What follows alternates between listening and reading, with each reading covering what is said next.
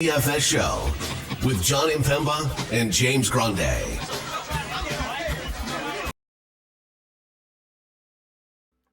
What is going on, FA Nation? John Impemba here, bringing you your Fantasy Alarm NBA DFS Playbook Preview Show. Riding solo here today, taking a look at the Tuesday DraftKings 4-game main slate.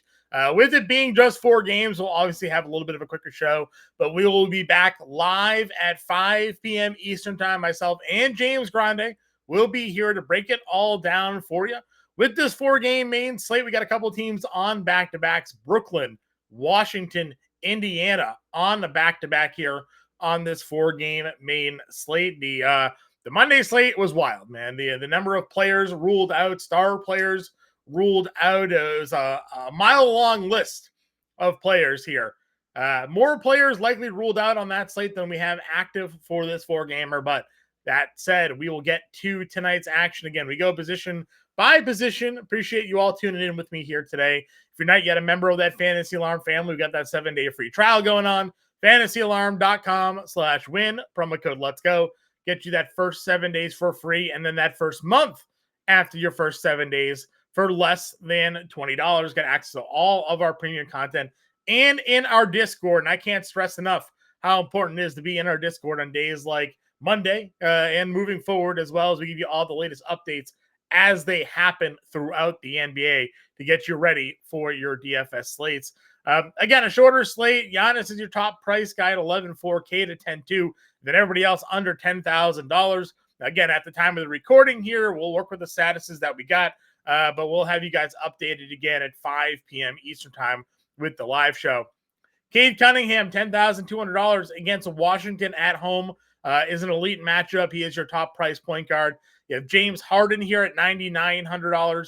You have Dame at $9K. Halliburton was questionable to play on Monday, ends up getting ruled out. So we'll see whether or not Halliburton plays the second leg of that back-to-back here, going up against the Milwaukee Bucks. Obviously, it would be a pretty favorable matchup for him if he was to suit up. But let's take a look at Cade Cunningham here. Against Portland, love the minutes. It was the second leg of a back-to-back, though, after facing Golden State. 4th straight road game for him as well. So maybe he was feeling a little bit of the road blues there. 17 total turnovers over the last 2 games isn't great. 37 fantasy points. Absolutely can't have that at a guy over $10,000. He gave you the 48 against Golden State. He gave you the 62 against the Clippers. So certainly we know what he's capable of. Scored 28 actual points, so we can't hate the shooting. Shot 52% from the floor, but you got to see more peripheral stats out of him. Just 4 rebounds and 5 assists in each of the last 2 games. I would venture to guess that would turn around here against Washington now that they're back home. They've had a couple of days off of rest. And, of course, the Wizards are kind of the cure-all for everybody when it comes to their struggles. So I like Cade a lot at $10,200. We have James Harden. Let's see. Kawhi Leonard. No injury notification on him yet, so at least for now, looks like Kawhi is going to suit up. Norm Powell, we know, continues to be out of the lineup. Harden against Sacramento, 57 fantasy points. That game went to overtime, 44 minutes played for Harden in that game.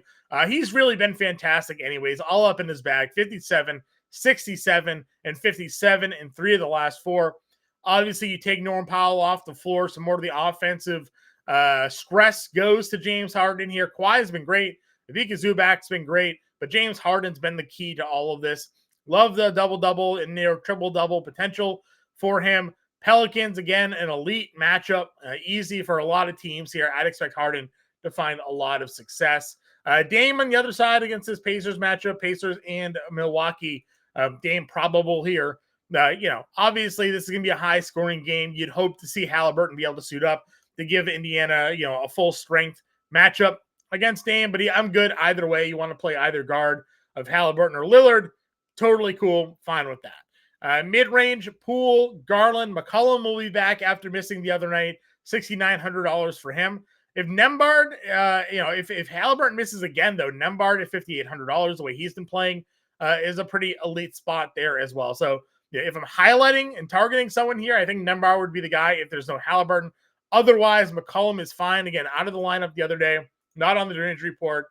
Should be back in and should be good to go. Not an easy matchup against the Clippers, obviously, but I'm fine going the Halliburton route. Jordan Poole, we know the offensive upside for him, but Detroit a good defensive team, especially now that they're back home. D'Angelo Russell back-to-back, maybe he sits. Cleveland, not an easy matchup just in general. Value on this slate. Jordan Hawkins has been okay, but again, I'm expecting a fully healthy Pelicans team in this one, so probably a no-go there. May need to wait until the 5 p.m. stream to see if any value opens up at the point guard position. Again, this being a short slate, just 4 games, the player pool is tighter. You may have to take some dart throws if nobody ends up getting ruled out. At the shooting guard position, again, you can always play Donovan Mitchell if you want. I don't anticipate this Cleveland versus Brooklyn match to be all that competitive. And Mitchell's had some struggles over the last couple of games himself anyways. But at $8,500, always live in tournaments. Trey Murphy, again, it's going to be a tough matchup against the Clippers. 39 fantasy points for him, 27 actual. He was active in that game against Memphis. They did not have McCollum. They didn't have Zion in that game. He took 21 shots. He's a free shooter. He'll take a lot of threes. When he makes a lot of threes, so I'll give you big nights. If not, you'll get sort of the 40 fantasy point effort there. I think that's probably where he sits on this slate at $7,700. A lot of these guys have dual positional eligibility. I do like Beasley. I do like Neesmith at 54 and 51. We've seen Bogdanovic step in place of Norman Powell, pick up some of the minutes there. 19 fantasy points, not great. 23 minutes, not great. Liked the 27 minutes before that. Played 39 and 37 when there was no Kawhi. That takes into a little bit of the minutes rotation for him as well. But 5K against the Pelicans could be a spot for Bogdan. But again, I like Beasley and Neesmith more in that spot there. Rest of this lineup, again, I feel like we may need some injury news to kind of pop up for us. You have Strus, you have Gary Trent Jr. Nothing obviously jumping off the page for me here. Brooklyn's going to be a really tough buy against Cleveland. They are going to be on the second leg of a back-to-back, so maybe some guys get ruled out, and there's an opportunity for some more minutes for some of these Brooklyn plays, but overall, not really loving their matchup against Cleveland here, even on a small slate. At the small forward position, I think this is where we look at Zion and Kawhi. Zion, $9,200, did not play the other day. When he's been on the floor, though, he's been largely been a menace, right? Take away that matchup against Houston when they got blown out.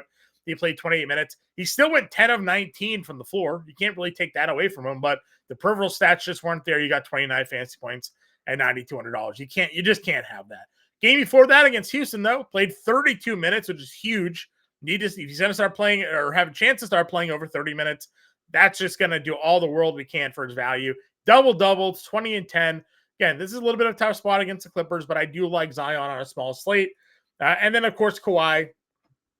Again, love seeing 40 minutes. You would have liked to see better production. Three-point shooting has not been there for him. Just 3 of 20 over the last 3 of 19 over the last 3 games here. Really bringing down his overall shooting average, obviously. But you got the 41 fantasy points against the Knicks. You got the 47 fantasy points there against the Lakers. It's certainly within his range of outcomes. And again, $8,100, a little bit too cheap. You only need 40 fantasy points for 5X. And again, this is a small slate. Depending on what happens with Washington, there's Koulibaly. We're expecting everybody to play for Milwaukee, so Kuzma's probably a no. Again, I like Beasley over Thompson here. Again, foul trouble for Thompson the last couple of games. Healthy Tobias Harris, kind of cutting into some of the playing time. We talked Neesmith. Mathurin could be super interesting. I'd like to see what ends up happening with the Pacers game on Monday. Halliburton got ruled out. If McConnell ends up sitting, and McConnell got hurt the other night and within a minute of playing, and you got a huge run of minutes out of Ben Mathurin and he exploded for 50 fantasy points. If we end up having no Halliburton on this slate, if we end up having no McConnell on this slate, Mathurin certainly could be a big play at tournaments at $4,900. Other value plays, again, not much down here that I would really look at. Again, I think it would all depend on injury news and maybe whoever's in or out for Brooklyn. At the power forward position, again, you have Giannis at 11-4. Did not pay off the price tag against Cleveland. 34 minutes with 13 of 24. That's all great. 9 rebounds, 3 assists, and 2 steals. 47 fantasy points at 11-1 is ugly. It's now up to 11-4. It's a small slate. I think you're going to be deciding between Giannis and Cade for spending up. Maybe Harden fits into that bill as well. Obviously, he's dominated the spot 2 games against the Pacers, 65 fantasy points, 33.5 points, 11 rebounds, 8 assists in 2 games against Indiana. Probable to play. I would love Giannis. I would really like to see Halliburton play in this game, though. but totally fine getting Giannis at 11-4 if he wants to be your top spend up. The rest of the group here is fine. Cam Johnson on the back-to-back. I guess we'll monitor that. Keyshawn George. I really like Tobias Harris at $5,700. Again, he's been good since coming back. The minutes have been great, 37 and 36. So you want to go Toby at 57 on this slate. I think he's pretty safe. See, Clowney not really there for minutes. Again, the Pelicans are going to be healthier, so Maktovic and Olynyk. Olynyk's out, actually. Okay, so that there's some opening. Olynyk being out, I think Carlo could be in play here. Or Bruce Brown, actually, because remember, Zion's been playing small forward.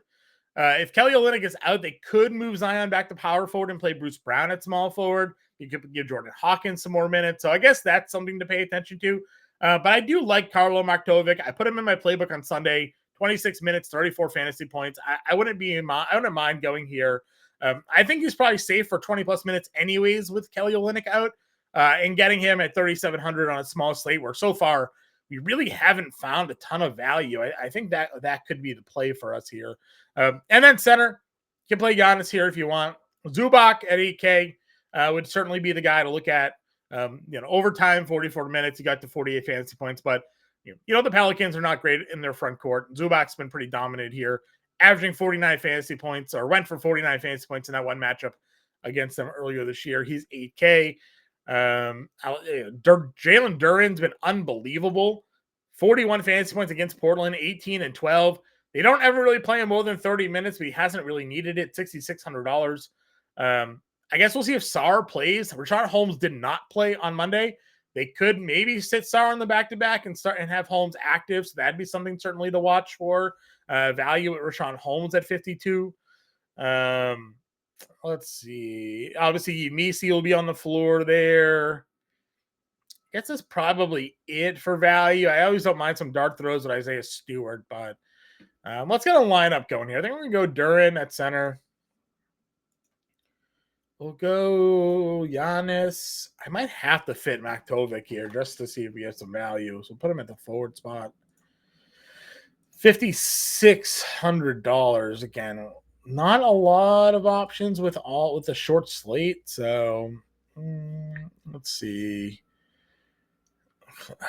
Value really isn't a lot of value here. Let's go Nesmith at small forward. See if we can work our way back up here. Nesmith, we'll go Beasley. That's 59 for 2 guards and a util. All right. 2 guards and a util. He's 5K. Collections are Allen. We didn't really have a lot of value guards, right? That was kind of the tough thing to go here. It's a back-to-back, but I guess just for the sake of playing the spot, we'll go Russell. And then point guard. Might have to not play Giannis just to get the value, man. Let's see. If we did Cade, that fits a little bit better. Cade and go Toby. For Detroit, but it's a small slate, and we get an $8,200 util.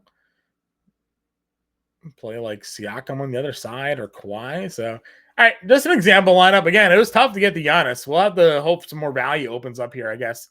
But Kate Cunningham, Malik Beasley, Aaron Nesmith, Tobias Harris, Jalen Duren, D'Angelo Russell, Carlo Maktovic, and Kawhi Leonard with $100 left over. So, again, 4 games. We'll see who's in and who's out of the lineups. We'll hopefully get some value. Otherwise, it could be tough sledding to get up to Giannis, needing an extra $1,000. But here we go. That's what we got for you. We'll be back live at 5 p.m. Eastern time, everybody. Until then, we'll talk to you later.